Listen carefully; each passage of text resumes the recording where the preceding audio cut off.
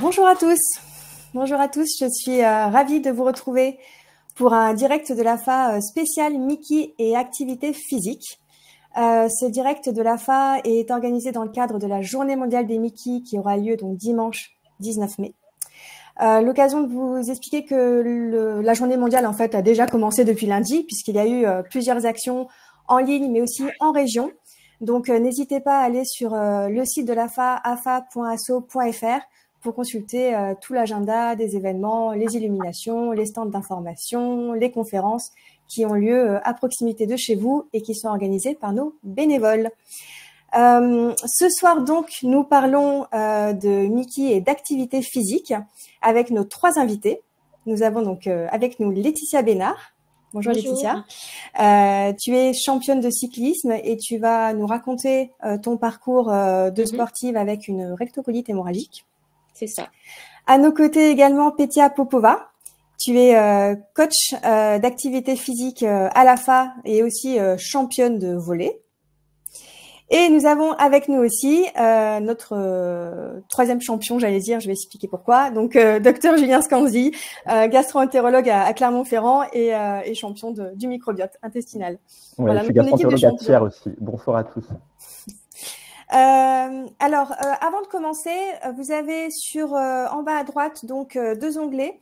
Un onglet chat où vous pouvez vous pouvez en fait partager vos commentaires, nous envoyer vos petits coucous, votre région, ça nous fait toujours plaisir de savoir d'où vous nous regardez. Et puis, il y a un onglet questions. Et donc, dans cet onglet, vous posez les questions que nous poserons tout à l'heure à nos intervenants. Et vous pouvez aussi voter pour les questions qui vous intéressent le plus. Bon, je commence qu'on commence. Et donc, une question d'abord pour vous, Julien. Est-ce que vous pouvez nous expliquer de quoi on parle quand on parle de Mickey? Alors, évidemment, on a quand même un public qui est plutôt averti ce soir, mais peut-être que quelques-uns ne le sont pas.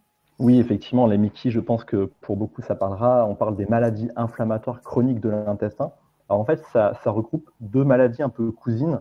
L'une qui est la maladie de Crohn et l'autre qui est la rectocolite hémorragique. En fait, ces maladies, elles ont pour point commun le fait qu'il y ait une inflammation à un moment donné de la paroi, ou en tout cas une partie de la paroi intestinale, qui peut concerner le rectum et une partie du côlon, voire tout le côlon pour la rectocolite hémorragique, ou n'importe quelle partie du tube digestif pour la maladie de Crohn, même si le plus souvent, c'est une inflammation de l'intestin grêle ou du côlon, ou des deux.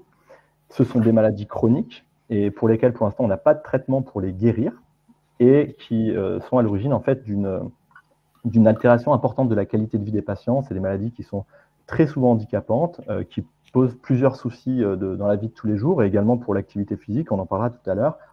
Et ce sont des maladies dont on ne connaît pas parfaitement les causes, et avant, on pensait vraiment que c'était des maladies plutôt chez des gens qui étaient prédisposés génétiquement, et il y avait un moment quelque chose qui faisait qu'ils développaient cette maladie. Puis maintenant, on se rend compte que le poids du mode de vie, de l'environnement est vraiment majeur. Et donc, à commencer par l'alimentation, l'activité physique ou la sédentarité, des infections, la pollution, tout un tas en fait, de facteurs qui vont faire qu'à un moment donné, quelqu'un peut-être un peu prédisposé à la base va développer l'une ou l'autre de ces maladies. Merci pour ces explications très claires.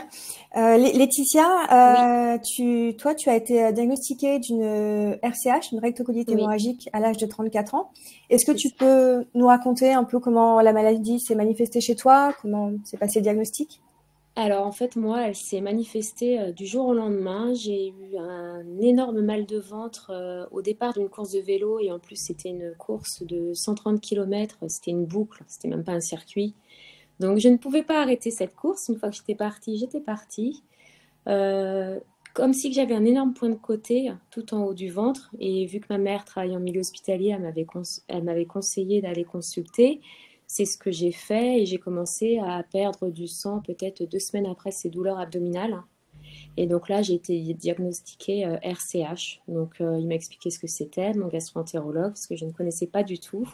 Et 1 mois après avoir été diagnostiquée, j'ai eu ma première crise. Donc, très rapidement, j'ai su ce que c'était que cette maladie. Et quels sont les impacts dans ta vie quotidienne ? Alors, ben, en tant que sportive, l'impact qui a le plus de conséquences pour moi, ben, c'est la fatigue. La fatigue et surtout quand je suis en poussée, les pertes de sang toute la journée. Mais bon, c'est la fatigue et il faut savoir gérer avec et connaître son corps par cœur. Julien Scandi, vous l'évoquiez tout à l'heure, on sait donc les MICI, on sait de mieux en mieux que les MICI sont des maladies environnementales, que plusieurs facteurs environnementaux sont avérés ou fortement suspectés comme l'alimentation ultra transformée, la pollution, les pesticides, il y a des études en cours également, le tabac et puis la sédentarité. Donc en fait, ces facteurs jouent un rôle sur le déclenchement et l'évolution de la maladie. Et du coup, ma question, c'est la suivante. Est-ce que la pratique d'une activité physique régulière permet de limiter le risque d'être malade ou permet de moduler finalement l'évolution de sa maladie? Oui, en fait, on se rend compte que tous les facteurs que vous avez cités de notre mode de vie, en fait, elles perturbent notre microbiote intestinal et elles perturbent également le fonctionnement de notre système immunitaire. Et en fait, ces maladies, la rectocolite hémorragique et la maladie de Crohn, c'est avant tout des maladies qui sont liées à un dérèglement du système immunitaire et avec un système immunitaire qui, au niveau des intestins, puisque c'est là où on a le plus de cellules de l'immunité, va s'attaquer en fait aux intestins. Et donc, on a parlé des différents facteurs de risque et on sait à l'heure actuelle que un de ces facteurs, qui est donc la sédentarité d'un côté ou l'activité physique, ça joue un rôle vraiment sur l'activité de la maladie. Il y a plusieurs études qui montrent que on est plus à risque de développer cette maladie lorsqu'on est sédentaire, et d'autres études qui montrent que l'activité physique permet de rester plus longtemps en rémission, donc sans symptômes ou avec moins de symptômes, d'améliorer de nombreux paramètres comme la qualité de vie, diminuer les douleurs, améliorer le sommeil, diminuer le stress et l'anxiété. On sait que le stress, l'anxiété et la fatigue, ça va aggraver les autres symptômes, c'est un cercle vicieux. Et on sait à l'heure actuelle, il y a plusieurs études qui montrent que l'activité physique est globalement bénéfique pour ces maladies-là. Ça va permettre de rester plus longtemps en rémission et si on n'est pas en rémission, d'avoir moins de symptômes ou de moins les ressentir. Donc ça, c'est démontré dans plusieurs études. Et ça, à tous les âges? Alors effectivement, à tous les âges et globalement avec n'importe quel type d'activité. On sait à l'heure actuelle que l'activité physique, c'est vraiment un médicament en tant que tel. En fait, ça a été montré pour beaucoup de cancers, pour les maladies cardiovasculaires, etc. Pratiquer une activité physique, c'est une activité anti-inflammatoire pour l'organisme, en gros. Et dans ces maladies-là, c'est un exemple d'inflammation chronique, en fait, qui se porte sur l'intestin, mais il y a de l'inflammation dans l'organisme. Donc, l'activité physique va permettre de diminuer cette inflammation dans l'organisme, au même titre également qu'une alimentation qui sera saine, naturelle, riche en fibres, pas ultra transformée, parce qu'effectivement, il y a plusieurs études qui montrent que l'alimentation ultra transformée augmente le risque de développer une maladie de Crohn ou une rectocolite hémorragique. C'est également le cas de la prise répétée d'antibiotiques, surtout lorsque ça arrive dans l'enfance. On sait que les antibiotiques, ça détruit en partie le microbiote intestinal et qu'un microbiote intestinal qui est déséquilibré, ça a des répercussions sur le fonctionnement du système immunitaire. Donc tout ce qui va permettre d'avoir une action positive sur le microbiote intestinal et sur l'organisme, diminuer l'inflammation chronique, eh ben, ça va avoir des répercussions effectivement sur ces maladies-là et d'un point de vue positif, hein, clairement. Et est-ce que c'est le cas, quelle que soit l'intensité finalement de l'activité physique? Alors, ça n'a pas forcément, c'est des questions qui n'ont pas forcément été, on n'a pas vraiment de réponse très précise, mais globalement, ce qu'on retrouve très souvent, c'est que peu importe l'activité physique, elle est toujours bénéfique par rapport à, enfin, plus on fait de l'activité physique, plus c'est bénéfique pour l'organisme. Il n'y a que l'activité physique qui pourrait être délétère, c'est des activités qui vont être ultra intenses ou avec vraiment des activités d'endurance, un type ultra trail, Ironman, des choses qui vont mettre vraiment pour le coup, qui vont induire du stress pour l'organisme si on n'est pas assez bien préparé. Mais sinon, l'activité physique, quelle qu'elle soit, elle est bénéfique par rapport à de la sédentarité ou par rapport à une moindre activité physique. Que ce soit de la marche, marcher 20 minutes ou que ce soit faire 1 heure de sport en compétition, c'est bénéfique pour la santé. Ça, on sait, et c'est bénéfique pour nos intestins également. Et parce que vous parliez justement d'ultra trail, on a quand même aussi des exemples dans la communauté Mickey de personnes qui vraiment courent des marathons ou se lancent des défis hyper durs. Est-ce que ça demande du coup un accompagnement particulier avec son médecin notamment? Alors, bien sûr, il faut être accompagné. C'est-à-dire qu'en fait, l'ultra trail, si vous n'êtes pas préparé, ben, c'est comme un marathon. Si vous courez un marathon sans être préparé, vous allez induire un stress important pour l'organisme, pour vos intestins aussi, parce qu'en fait, les intestins dans l'organisme, quand il y a une activité physique importante, c'est ce qui est le plus privé de sang. On va dire que le sang, le sang est envoyé en priorité au cerveau, toujours, il faut que le cerveau fonctionne. Et il est envoyé dans les muscles plus que d'habitude. Et donc, ce qui est le moins nourri lors d'une activité physique intense, c'est les intestins. C'est pour ça que des fois, dans certains sports très intenses et d'endurance également, on peut avoir des gens qui ont des douleurs au ventre, qui ont de la diarrhée, voire qui font du sang. Donc ça, vraiment, on va induire un stress, c'est par des mécanismes qu'on appelle de d'ischémie, reperfusion, etc. On va induire un vrai stress sur les intestins. Et ça, d'autant plus qu'on n'est pas préparé pour le faire. Donc, il n'y a pas de contre-indication, et je pense que Laetitia est un très bon exemple, et puis Petia pourra en parler également.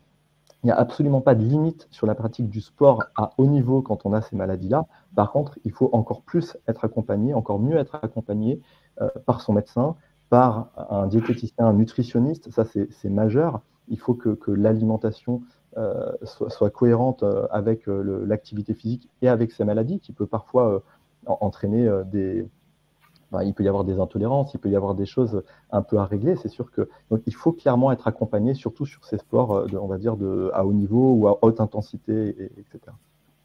Alors Laetitia, justement, donc toi tu pratiques le sport de compétition. Tu as d'ailleurs battu un record en 2020. Est-ce que tu peux nous raconter Oui, en fait, j'ai tenté un record de l'heure, donc je l'ai eu dans ma catégorie d'âge. C'était au Vélodrome de Saint-Quentin-en-Yvelines, là où il va y avoir les JO. Avec le stress de cette préparation et le stress du Covid, parce que ça a été une semaine avant la crise sanitaire, le confinement, donc j'ai eu une énorme crise de ma RCH juste après mon record de l'heure. J'ai eu des perfusions ensuite et là, j'ai dû apprendre à gérer ma fatigue liée au traitement et à la maladie pour pouvoir continuer mon sport. Mais je ne pouvais pas arrêter le sport. Ça fait du bien au mental aussi de s'aérer la tête et puis ça fait du bien au corps. Alors justement, est-ce que la maladie a été ou est parfois un frein dans la pratique de l'activité physique? Alors, un frein, je ne dirais pas un frein. Après, il faut faire en fonction de son corps. C'est-à-dire quand des fois j'étais vraiment très très fatiguée, ce qui arrive souvent, c'est sûr que j'allais pas faire un entraînement où le cardio était vraiment sollicité. J'allais plutôt faire de la musculation, là où j'avais pas besoin d'être fatiguée. Enfin, ou si j'étais fatiguée, je pouvais quand même pratiquer de la muscu. Alors du cardio, non. Voilà, j'ai adapté mes entraînements. Donc bien sûr, il faut que notre entraîneur soit au courant de cette maladie, bien sûr, et puis qui nous écoute, qui sache nous écouter. Et toi, donc, est-ce que tu l'as dit un petit peu rapidement, mais est-ce que tu as identifié des bienfaits sur ta qualité de vie, sur ta vie avec la maladie, en fait, liée justement à l'activité physique?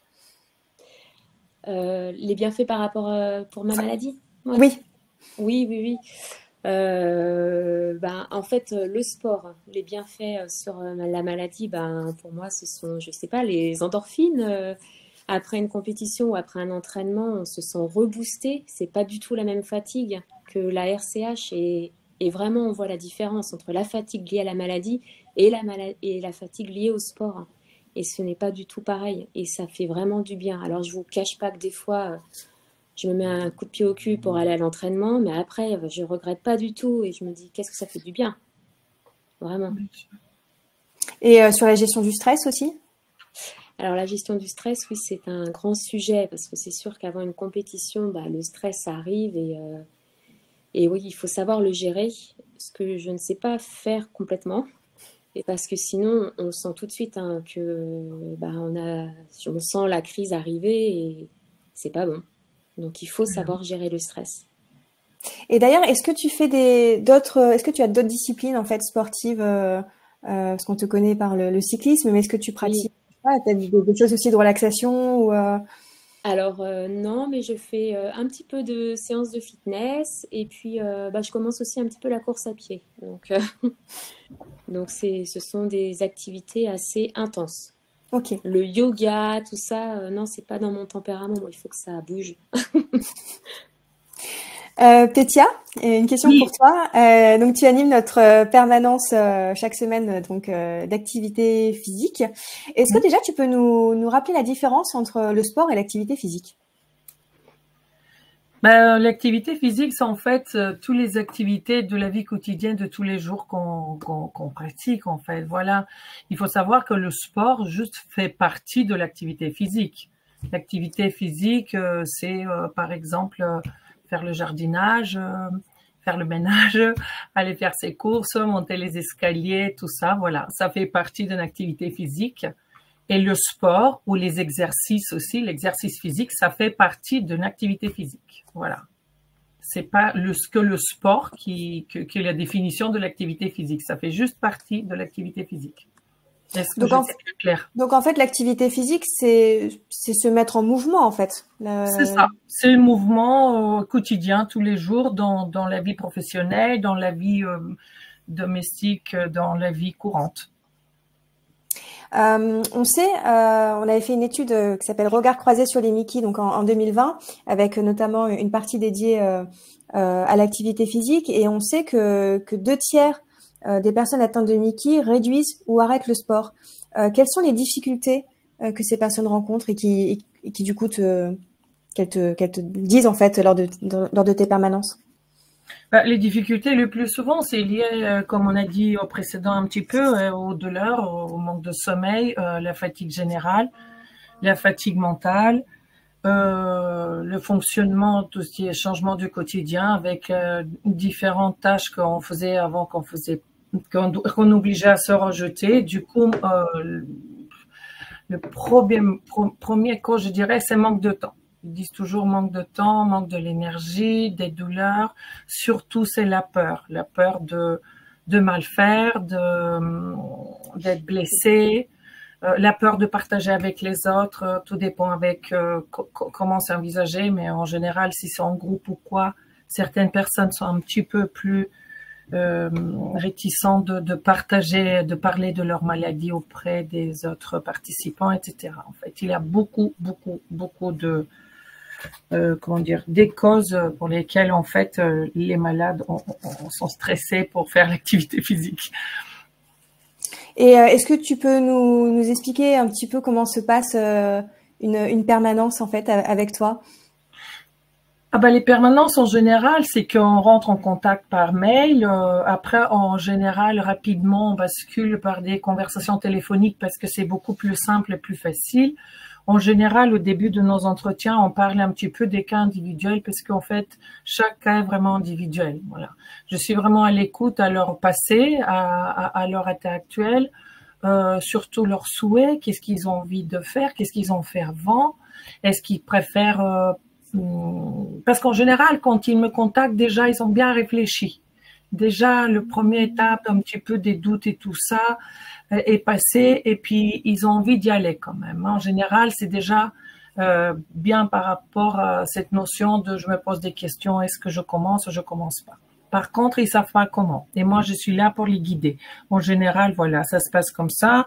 On parle globalement et après, on va s'orienter vers quelque chose de plus concret en fonction de leurs besoins, de leur disponibilité, de leur état. Mais voilà, la démarche est à peu près comme ça, toujours pas dans le même style. Et est-ce que tu constates des différences en fait en fonction des âges? Je sais pas, est-ce que j'imagine que tu as des profils un peu différents dans tes permanences? Est-ce que tu identifies justement des problématiques? Je dirais pas les différences en fonction de l'âge parce que c'est vraiment, je pense pas que c'est en fonction de l'âge. Je pense que c'est vraiment tellement personnel qu'en fait je prends chaque cas vraiment à part. Je peux pas comparer, en tout cas par mon expérience, de dire parce que c'est vraiment très différent très différent. Il y a des personnes qui aiment bien danser, d'autres personnes qui aiment bien nager, d'autres qui aiment bien courir, certaines préfèrent l'activité physique en dehors à l'extérieur, l'autre c'est qu'en salle, certains sont sans coach parce que les coachs ils savent rien et l'autre c'est qu'avec un coach. Vous voyez, et en fait j'essaie vraiment, on s'adapte et on personnalise et on cherche vraiment à chercher quelque chose de, surtout pour moi ce qui est important, c'est la durée. En fait, je les suis dans la durée. Je me dis pas, là, on a commencé, c'est bien beau, mais on va arrêter dans 2 semaines. J'essaie vraiment qu'on travaille un peu plus en profondeur, si possible. J'arrive pas avec tout le monde, mais en fait, c'est vraiment mon but. Bon, du coup, à tous ceux qui nous écoutent, n'hésitez pas à contacter Pétia. Alors là, vraiment, n'hésitez pas. Soyez vraiment rassurés là-dessus. J'essaie vraiment d'être disponible le plus possible. J'ai pas eu de soucis là-dessus aussi. Donc, voilà, c'est vraiment personnalisé. Avec vraiment, oui, un souci de se mettre au niveau de chacun. Donc, exactement. Julien Scanzi, quand on parle d'activité physique, on fait assez naturellement le pont, le lien vers l'alimentation. Vous en parliez un petit peu tout à l'heure. Est-ce qu'il y a des informations justement sur l'alimentation spécifique pour les personnes atteintes de Mickey et qui, par exemple, souhaiteraient faire une activité physique un peu plus intense? Alors déjà, oui, avant de parler d'activité physique, quand on a une Mickey, on ne mange pas forcément comme tout le monde. Parce qu'on peut avoir déjà, si on est en poussée de sa maladie, on va avoir de l'inflammation au niveau intestinal et on va avoir bien sûr du mal, et ce n'est pas forcément recommandé en phase inflammatoire, de consommer beaucoup de fibres qui vont être potentiellement irritantes pour certaines au niveau des intestins, donc tout ce qui va être fruits, légumes, légumineuses, céréales. Ce ne sont pas forcément des aliments recommandés en cas de poussée. Lors des poussées, on est plutôt sur une diète et sur une alimentation pauvre en fibres, et surtout on va attendre en général des traitements de stopper la poussée, d'être ensuite en rémission. Et par contre, en rémission, l'idée c'est d'avoir une alimentation la plus saine possible, j'en ai parlé tout à l'heure, la plus riche en fibres. En gros, l'idée, c'est de viser un régime méditerranéen, une alimentation méditerranéenne avec beaucoup d'aliments végétaux, beaucoup de fibres qui vont aller nourrir le microbiote intestinal, le renforcer, probablement renforcer également le système immunitaire. Et ça, ce n'est pas forcément faisable pour tout le monde parce qu'il y a des gens qui, même en rémission, ont encore du mal à manger de tout, à manger des fibres, auquel cas, je pense que c'est déjà important de se faire accompagner par des professionnels de la nutrition, des diététiciens, diététiciennes, des nutritionnistes. Donc, et là, je ne parle pas de l'activité physique, je parle vraiment quand on a une maladie inflammatoire intestinale chronique. C'est important d'être accompagné au niveau nutritionnel pour viser l'alimentation la plus saine et bénéfique possible pour sa maladie, puisque l'alimentation joue un rôle dans l'amélioration, quand elle est bonne, ou dans la dégradation de la maladie, l'altération intestinale, quand elle est ultra transformée, industrielle, etc., riche en sucre, tout ça. Donc déjà, c'est important de se faire à la base accompagner. Ensuite, quand on pratique une activité physique, et surtout du sport, et plus le sport va être intense, plus on aura besoin également d'être accompagné, puisque notre corps va nécessiter plus de nutriments, plus de protéines, etc., et qu'il ne faut pas faire forcément n'importe quoi. Donc après, effectivement, si c'est un petit peu de marche, un petit peu de jardinage, un peu de danse de temps en temps, il n'y a pas forcément un besoin à ce moment-là qui va être très différent. Par contre, quand on va pousser vers des activités de plus haute intensité ou des activités d'endurance, je pense que là, et Pétia hoche la tête et parce qu'elle connaît tout ça, et je pense Laetitia aussi, on a besoin à ce moment-là, les besoins de l'organisme, ils sont supérieurs. Et si on a du mal à gérer ça soi-même, parce que ça peut être complexe, c'est une raison de plus pour se faire accompagner par des professionnels de la nutrition. Ça, c'est vraiment important pour avoir les apports suffisants que nécessite l'organisme. Et puis parce que déjà, quand on a une maladie inflammatoire, l'inflammation en soi consomme de l'énergie. Donc très souvent, les besoins sont déjà supérieurs par rapport à la population générale. Et si on rajoute derrière un sport à haute intensité ou d'endurance, etc., il va falloir vraiment que les besoins sont en adéquation. Et les besoins, ce n'est pas forcément du sucre et des protéines. Ça va être les vitamines, ça va être des minéraux, des oligo-éléments, ça va être une bonne hydratation, ça va être des choses comme ça. Et là, effectivement, on va mettre toutes les chances de son côté pour mener à bien ses activités physiques, son sport, du mieux possible, quoi.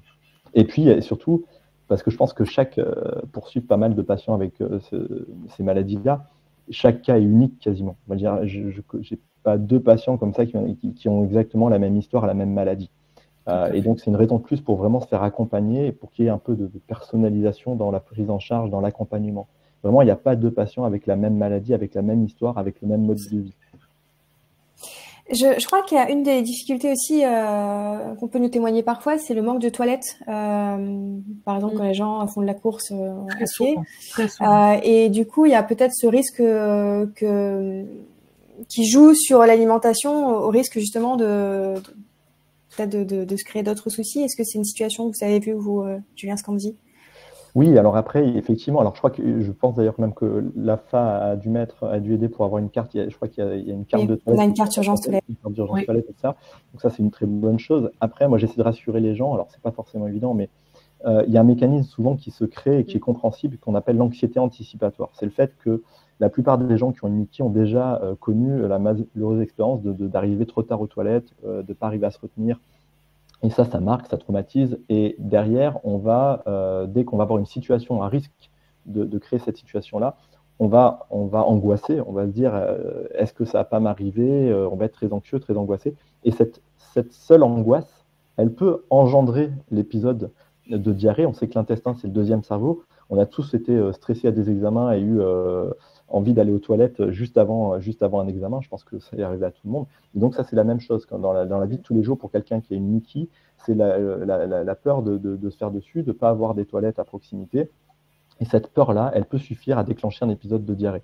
Donc l'idée, ça va être vraiment de rassurer les gens, de faire en sorte que leur maladie soit suffisamment bien contrôlée et que pour petit à petit, et puis avec des mécanismes de gestion du stress, éventuellement de thérapie cognitivo-comportementale, d'hypnose, etc., de faire en sorte que cette anxiété, cette angoisse anticipatoire, elle diminue, voire elle disparaisse idéalement. Effectivement, et ça, c'est un mécanisme qui est normal, hein, malheureusement, d'avoir ça.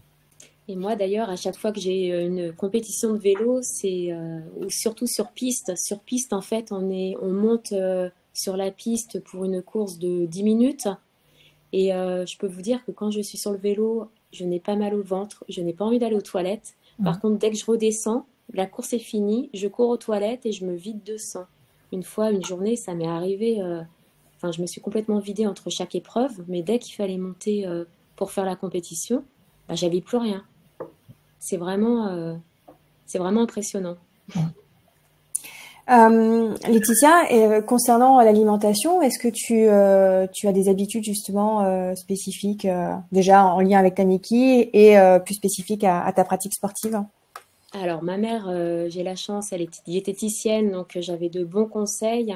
Mais c'est vrai que quand on est sportif, on a tendance à prendre tout ce qui est pâtes complètes et tout ça. Et c'est contradictoire avec quand on est en crise, en fait. Donc, on adapte, on prend des choses, mais pas des céréales, pas de fibres. Moi, que je sois en crise ou pas, de toute façon, je sais qu'il ne faut pas que je prenne des plats épicés mais vraiment pas du tout d'épices parce que là, je souffre terriblement, même quand je ne suis pas en crise.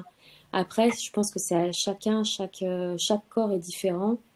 Et il y a des choses, je sais qu'il y en a, les crèmes glacées, ils ne supportent pas. Moi, ça ne me fait rien du tout. Heureusement d'ailleurs, parce que j'adore ça. Mais voilà, je pense que chacun est différent. Une question pour toi, Pétia. Oui. Est-ce que tu as des conseils pour ceux qui nous écoutent et qui souhaiteraient se remettre en mouvement, pratiquer une activité physique? Quelles seraient les premières choses à faire? Les premières choses à faire. Moi, en fait, par expérience, au départ, j'étais beaucoup sur la motivation avec les personnes. Donc, au début, ça, il y a longtemps, hein. Je sais pas combien, 15 ans, je sais pas, un truc comme ça. J'étais vraiment, il faut être motivé, il faut tous les jours se donner un objectif, tout ça. Et avec l'expérience, j'ai compris qu'au contraire, il va falloir vraiment travailler pour la reprise sportive, en fait, plus en profondeur, se donner beaucoup du temps et c'est préparer pour quelque chose. Donc, la première chose que je dis maintenant aux personnes qui me contactent, c'est pas du tout tenir la motivation, être motivé parce qu'on sait très bien qu'on est motivé, qu'on a envie. Bon, on est motivé pour différentes choses, forcément. Mais il faut vraiment trouver un challenge, quelque chose en général. Quand on démarre au départ, je parle pas de quelque chose de spécifique. Parce qu'en général, les malades, ils demandent toujours quelque chose de spécifique. Par exemple, je vais travailler qu'une partie du corps, l'autre, je vais pas la travailler. Je vais travailler que les fessiers et les abdos, ou je vais travailler que le renforcement de haut du corps, de bas du corps. Et c'est logique, bon, parce que c'est en fonction de leurs souhaits. Surtout pour des personnes qui sont vraiment au début de reprise d'une activité physique, on va vraiment doucement et je les demande de se préparer plus globalement. Je ne sais pas si je suis bien claire, c'est-à-dire on fixe rien du tout, on se prépare pour quelque chose. En général, je leur demande de se faire un petit challenge sportif personnel. D'accord? C'est-à-dire, je dois par exemple être capable de marcher 20 minutes avec mon conjoint sans être essoufflé. Et puis après, on essaye, à partir de là, créer quelque chose de plus intéressant. Par exemple, faire un randonnée d'un jour ou aller courir 1 kilomètre. Voilà, vous voyez, je donne en fait le sport et l'activité physique liée au plaisir. C'est la première chose qu'on se met comme objectif. Jamais j'ai dit il faut s'offrir, jamais il faut se forcer, il faut avoir des douleurs. Dès qu'on a des douleurs, on arrête. On s'écoute parce qu'on apprend à s'écouter avec les malades. Souvent, ils s'écoutent pas. C'est-à-dire, on va booster parce que en fonction des personnalités, certains, c'est hyper motivant. Donc, ils ont envie de faire que des cardio, des choses hyper dures qui sont pas prêts. D'autres, ils sont vraiment que sur la détente, du yoga, la respiration et tout ça, mais on travaille rien du tout au niveau de renforcement musculaire. Donc, il va falloir toujours équilibrer, écouter, équilibrer et trouver surtout eux ce qui leur fait du bien. Quel plaisir et accomplissement ils vont trouver. Souvent, je leur propose de pas être seuls. Déjà, être accompagné, pour moi, c'est hyper important au niveau des éducateurs sportifs et tout ce qui est activité physique adaptée, tout ce qui est éducateur à part, pour moi, c'est hyper important. Après, s'ils n'arrivent pas, parce que pas tout le monde arrive dans des grandes villes où il y a toujours des structures sport santé, où il y a des maisons sport santé, où il y a les moyens parce que là, il y a de partout maintenant du sport santé avec les associations aussi, qui ont créé pas mal des activités adaptées, tout ça. Il y en a de quoi faire, mais il faut orienter les gens. Il faut vraiment que ça soit lié au plaisir, encore une fois, accomplissement. Sinon, ça dure pas. Et moi, le but, c'est que ça dure. La deuxième chose la plus importante pour moi aussi, c'est que les faire comprendre qu'en fait, il faut faire le sport régulièrement. Et ça, c'est quelque chose de très difficile parce que c'est pas évident à mettre en place. En fait, on change un peu la structure de vie. On essaie que ça devienne vraiment une partie de vie quotidienne. On essaie vraiment de rentrer en profondeur sur l'organisation du temps. Et là, on rentre un peu sur la motivation. Pourquoi j'ai fait ça? Qu'est-ce que je sais que je veux pas? Souvent, je leur demande, qu'est-ce que vous voulez pas? En fait, ils me disent, bah ouais, je veux pas quand j'ai vieilli, voilà, de pas pouvoir me lever, je veux pas ci, je veux pas ça. Bon, comment on va y arriver maintenant? Et on cherche étape par étape, mais la régularité. Parce que ça, pour moi, c'est vraiment la base de tout et surtout à long terme. Parce que à la base, on commence à 21 jours. Ça, c'est les 3 premières semaines. Moi, je tiens beaucoup. Là, on garde toujours le contact. Après, c'est moins régulier, mais on garde le contact. En général, 21 jours. Moi, je tiens énormément que ça soit entre 2 et 3 fois par semaine. C'est beaucoup, hein, je sais. Mais j'aimerais bien qu'ils ressentent l'effet bénéfique. Sinon, ça sert à rien. Donc, voilà, on essaie de mettre ça en place. En général, ça marche.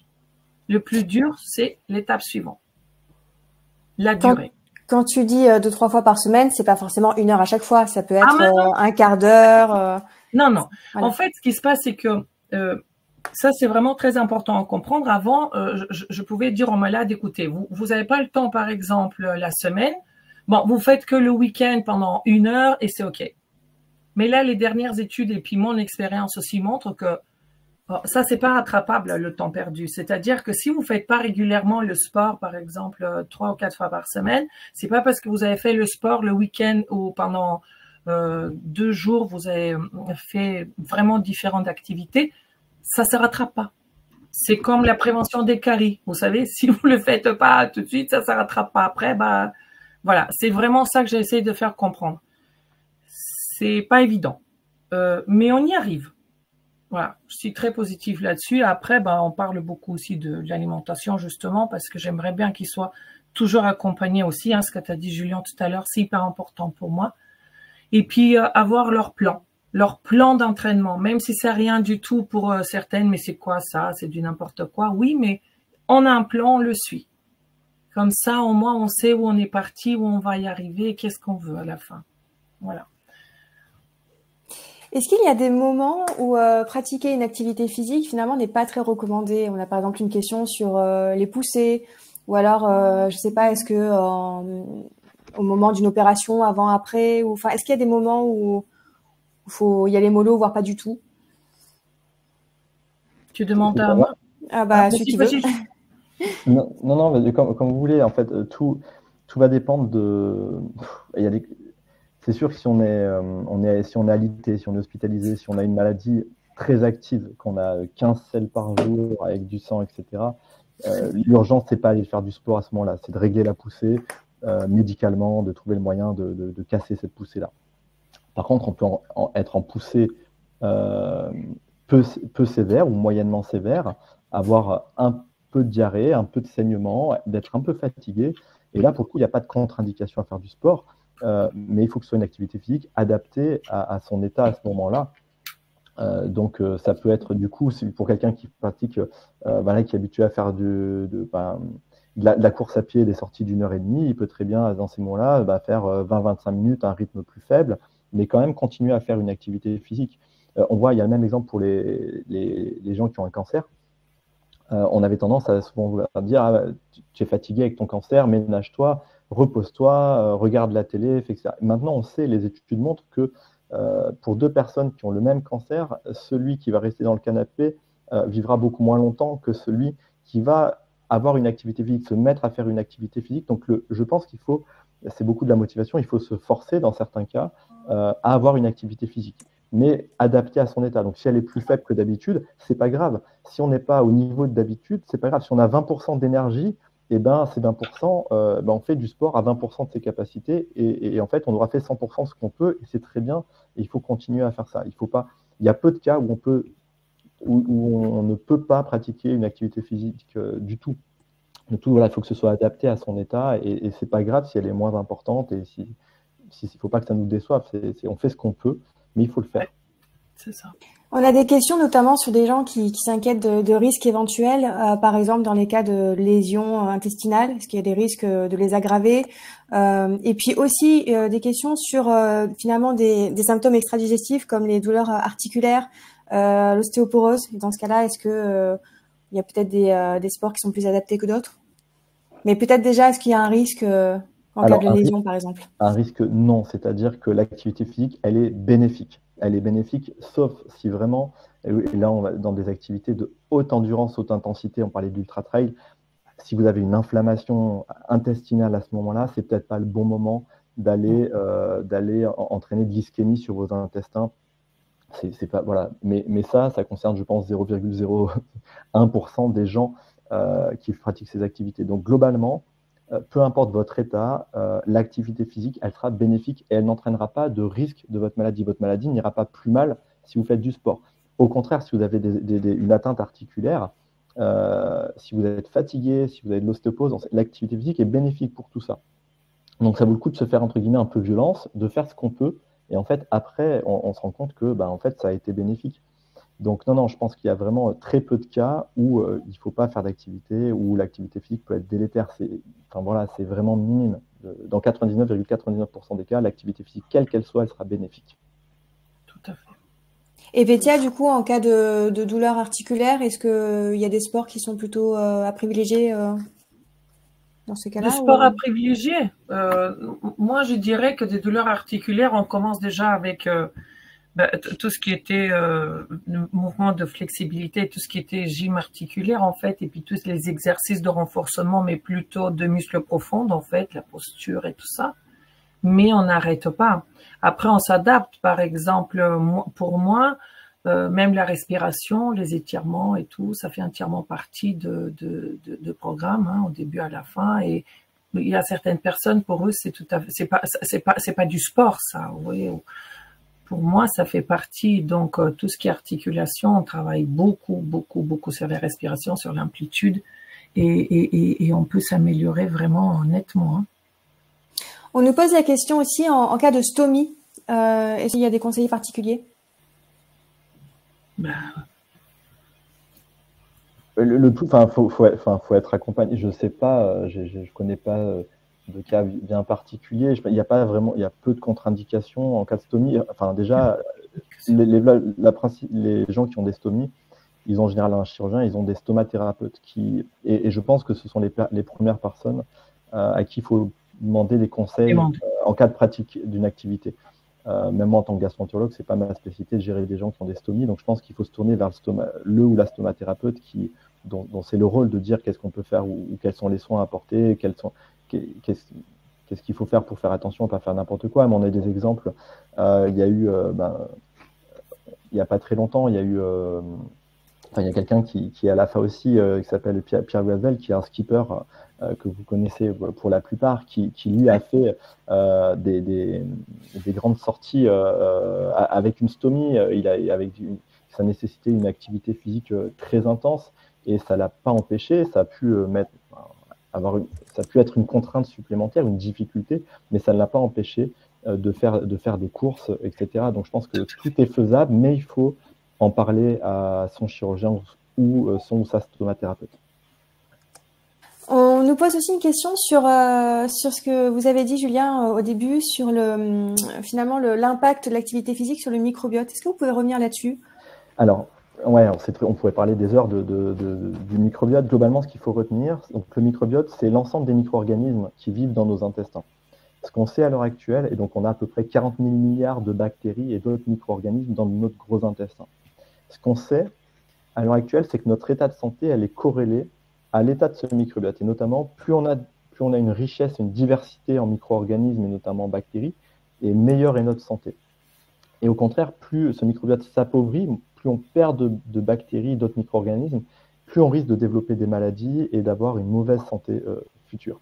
Ce qu'on sait à l'heure actuelle, c'est que l'activité physique, quelle qu'elle soit, que ce soit à faible intensité, à haute intensité, que ce soit des sports d'endurance, que ce soit de la musculation ou autre, elle permet d'enrichir, ou en tout cas de maintenir une biodiversité et une bonne richesse, une diversité de ce microbiote intestinal. On sait que l'activité physique, elle est bénéfique sur le microbiote. Et à l'inverse, ce qui est assez rigolo aussi, c'est que le microbiote, et notamment certaines bactéries ou certains autres micro-organismes, peuvent jouer un rôle sur la performance sportive. Ça a notamment été montré chez des marathoniens où il y a une bactérie qui s'appelle Veillonella atypica, était retrouvée plutôt chez les marathoniens qui avaient terminé bien cassé un marathon de Boston. Et cette bactérie, quand on la mettait dans des souris sans microbiote, ou quand on l'ajoutait à des souris d'ailleurs avec un microbiote, elle se mettait à courir plus vite et plus longtemps. Et on s'est rendu compte que cette bactérie, elle pouvait métaboliser l'acide lactique et en fabriquer de l'énergie. Il y a eu aussi d'autres exemples sur un arché, c'est un autre type de micro-organisme qui a été retrouvé plus chez les cyclistes professionnels et qui semble être capable de fabriquer de l'énergie.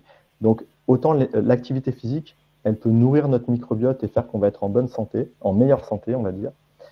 Et à l'inverse, autant certaines bactéries, certains micro-organismes peuvent nous aider aussi dans les performances sportives. C'est assez intéressant. Okay. On ne vous entend pas, Ève. J'avais coupé le micro, autant pour moi. On a une maman qui nous pose une question pour sa fille, qui est une jeune adolescente. On sait qu'il y a quand même de plus en plus d'enfants qui sont concernés par les NICI. C'est distant. Ouais. Est-ce que, Pétia, tu es amenée à accompagner des enfants, des jeunes adolescents? Est-ce que tu as des conseils spécifiques éventuellement? Moi, j'ai des conseils, mais encore une fois, je personnalise à chaque fois. Maintenant, il faut voir. Mais en général, les appels que je reçois et les demandes que j'ai eu juste 2 cas qui étaient de Nice, voilà. Mais il était assez sportif, donc du coup, il fallait plus essayer de le retenir dans tout ce qu'il voulait faire, du coup, un petit peu chaotique. Je n'ai pas trop d'expérience, mais je dirais encore une fois, il faut s'adapter vraiment. Il n'y a pas un sport à dire plus qu'un autre. Il faut que ça fasse plaisir. J'arrête pas de le répéter, c'est un peu, voilà.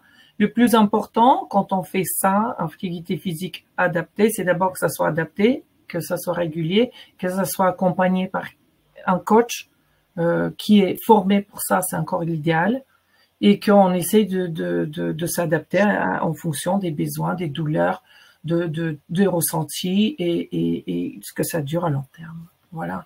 Donc, je pourrais pas préconiser un sport plus qu'un autre. Okay. Tu parlais d'activité physique adaptée. C'est quelque chose qui peut être prescrit par le médecin? Oui, c'est ça. Tu peux nous en dire plus là-dessus? Et voilà. Donc, il y a l'activité physique adaptée. En fait, c'est quelque chose qui déjà existe depuis 2016. Je crois que c'était déjà mis en place. C'est quelque chose qui peut être prescrit par votre médecin, par tous les médecins pas que votre médecin traitant maintenant, hein. C'est-à-dire que maintenant, tout le monde peut prescrire, pas tout le monde, mais quelqu'un qui est compétent, bien sûr, peut prescrire l'activité physique adaptée. Et c'est quelque chose qui est sur ordonnance, c'est-à-dire qu'il y a des étapes à suivre. D'abord, vous faites le rendez-vous avec votre médecin. En général, les médecins maintenant sont bien informés par rapport aux structures qui existent ou les moyens de proposer aux malades par rapport à quel type d'activité est bien pour eux. Et s'ils sont pas informés, en général, les malades eux-mêmes, ils cherchent aussi, puis ils aident à leur médecin. Souvent, ça arrive, mais les médecins, quand même, maintenant, sont assez informés pour ça. Tout de suite après, il faut s'orienter en général envers une structure qui est plutôt sport santé bien-être ou activité physique ou maison sport santé, qui sont vraiment structures qui sont spécifiées pour toutes les maladies chroniques, toutes les 32 maladies chroniques. Il y a des éducateurs qui sont formés, qui sont là que pour ça. Au départ, en fait, les malades, ils font des petits bilans. Donc, il y a des questionnaires à remplir avec des bilans physiques, tout simples, les tests à remplir, etc. Une fois quand les bilans sont faits, ils font les choix par rapport à l'activité qu'ils ont envie de faire en fonction de leurs besoins et ce qu'ils préfèrent, comme je vous ai dit au début, par exemple faire à l'intérieur, à l'extérieur, en groupe, individuel, etc. On adapte l'activité en fonction, on les suit et après il y a toujours le retour qu'on doit bien sûr, que le médecin il doit être au courant par rapport au programme qui est à suivre. En général, c'est 12 semaines. Après, ça se prolonge. Même les kinés, maintenant, on peut prolonger aussi les ordonnances pour l'activité physique. Voilà. Bon, merci beaucoup Pétia. L'émission touche à sa fin. On voit que les enfants débarquent. Peut-être Julien, si vous avez un dernier petit mot d'encouragement ou d'information spécifique aux malades. Faites du sport, vous allez chouchouter votre microbiote et vous devriez aller mieux, avoir une meilleure évolution de votre maladie. Et juste, j'en profite du coup, je sais pas si parce que j'ai regardé ça tout à l'heure, je suis sur les réseaux, notamment sur Instagram, vous pouvez me trouver. Et le post du jour, c'est justement sur les Mickey et le microbiote intestinal. Donc, si vous voulez en savoir plus, je poste régulièrement. Je fais régulièrement des publications sur le microbiote intestinal et notre santé, et également sur des maladies chroniques comme les Mickey. Et donc, j'ai profité effectivement de cette journée mondiale du microbiote qui est dimanche et de cette journée aujourd'hui de ce webinaire pour faire un post dédié au Mickey aujourd'hui. Donc voilà, n'hésitez pas à me suivre sur Instagram également pour en apprendre un petit peu plus parce qu'effectivement, un webinaire de 45 minutes n'est largement pas suffisant. On pourrait en parler des heures. Voilà. Ouais.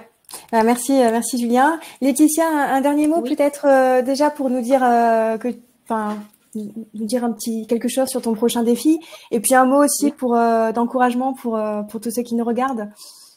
Oui, bien sûr. Alors déjà, j'encourage vivement tous les malades à pratiquer du sport, même pour s'aérer la tête, ça fait du bien.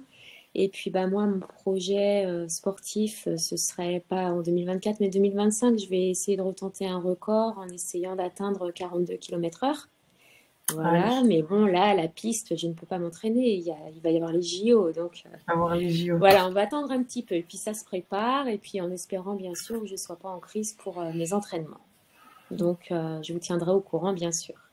On sera derrière toi. Merci à tous les trois pour votre temps et votre expérience.